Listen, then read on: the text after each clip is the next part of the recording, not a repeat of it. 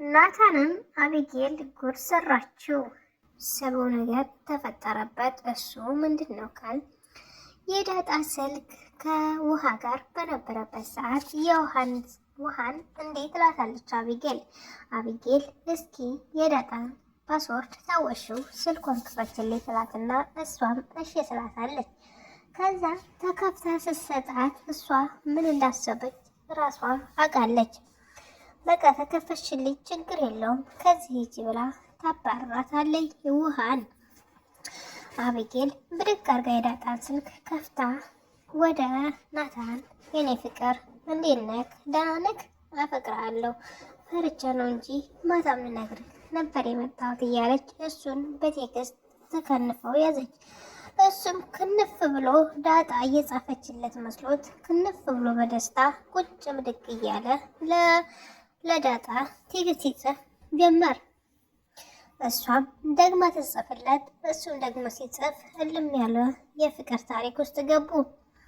አቢጌል ስራዋን እየሰራች ስለሆነ ደስተኛ ሆናለች። ቢከፋትም እኔን ነው የምትወደው ወይስ አቢጌልን ብላ ስትጽፍለት፣ አይ አቢጌልን አልወዳትም፣ አንቺን ሳይ ግን ለየት ያለ ስሜት እንደሚሰማኝ ልቤ ይነግርሻል አላት።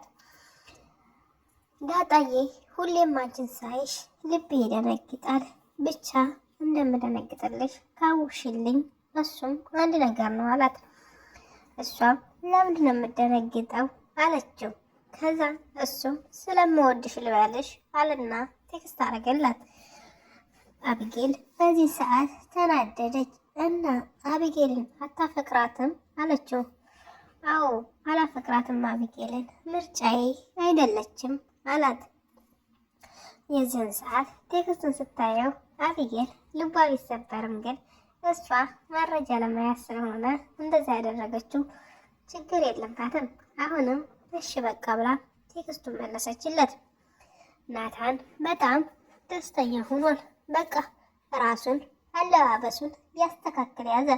ምክንያቱም ትመጣለች ብሎ ስላሰበ። ናፍቀኸኛል አንገናኝም አለችው።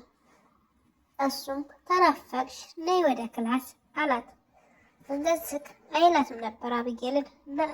ዳጣን ግን ነይ አላት። እሷም መለሰችለት፣ ጻፈችለት። እመጣለሁ እሺ ስትለው ብድግ ብሎ ፀጉሩን ማየት፣ ልብሶቹን ማስተካከል፣ ሰውነቱን ማየት ጀመረ። እሷ እኮ አይደለችም ግን ዳጣ ብትሆንማ ሮጣ ትሄድ ነበር። አቢጌል ናት ይህ ሁሉ የምታደርገው። ከዛም ደረጀ እኮ ከክፍለ ሀገር ሊወጣ ስለሆነ ለምን ወጣ ብለን አንዝናናም ማለችው። ዳጣ ተይ እንግዲህ ይሄ ነገር አይመቸኝም አላት። ምን ችግር አለው ወጣ ብለን ብንዝናና እንዴ? ይሄም እኔ እናንተ ደህና አንተም ቤተሰቦችን ልጠይቅ ብለክ እኔም ደግሞ ጓደኞችን ልጠይቅ ብዬ በዚሁ አጋጣሚ ታይዘን እንሄድ አለችው። እሷም ግራ ተገባና እዚህ ላይ ነይና በአካል ነይና እናውራ አላት። እሱም ለምን እንደዛ እንዳላት ገብቷችኋል። አቢጌል ወጣ ብለን እንዝናና ስላለችው ተጠራጠርና ልቡ ሸኩኮ ነው እንደዛ ያለው። እሷም እሺ ብላ ስልኩን ቁጭ አረገው። በዚህን ሰዓት አቢጌል ለእናቷ ደውላ የዳጣን ስልክ ብታይ እናታን ጋር የተጻጻፉትን ብታይ እያለች ለእሷ ትነግራት ጀመር። የአቶ ወይዘሮ ማርታ እንደ አንቺ ላይ እንግዲህ ቅናሽ በዛብሽ እያለች እየሳቀችባት በነበረበት ሰዓት ድንገት ዳጣ ከሰላም ጋር ስትመለስ ወደ ናታን ክላስ አገለለች። ናታን ብድግ ብሎ ተቀበላት። ከዛም ቁጭ አላት። ከዛ አንተ ልጅ አፍጠጣ ታየኛለህ ሰሞኑን ቡዳ ነክ ልበል እያለች እሷም ትስቅበት ጀመር። ናታንም አይ የሀገራችን ቡዳ እኮ ምንም አያደርግም፣ በይም ምንም እንደሚያደርግ አትጨነቂ አላት። እሷም አትይኝ አታፍትትብኝ እያለች እያፈጠጥክብኝ ነው ፈራሁክ እያለችው ነበረ። ግን ናታን ይቅርታና ከኔ ፍቅር ይዞሃል እንዴ ስትለው እጅ በስማን በይ ብሎ ብድግ ብሎ ተቂጡ ውጭ አለ። ናታን እንደሚያፈቅራት እንዲነቃበት አልፈለገም። ከሷ መጥቶ እወድሃለሁ፣ አፈቅርሃለሁ እስከምንትለው ድረስ በጉጉት እየጠበቀ ነው። ናታን በጣም ደስ የሚለው ነገር አንደኛ ይህን ነው፣ እርጋታው በጣም ይወደዳል። አብይል ይህን ሁሉ የተጻጻፈችውን ሁሉ አሁን ላይ ሊደርስባት ነው። ብድግ ብሎ ዳጣ እስካሁን የጻፍሽልኝ ለእኔ የሚሰማኝ ስሜት ትክክለኛ ስሜት ነውና ነው አላት። ይህ ጽፌልክ አልጻፍኩልህም አለችው። እንዴ ስልክሽ ሲላት ውሃ ጋር ነበር አለችው። ደነገጠ በሰዓቱ ብድግ አለ።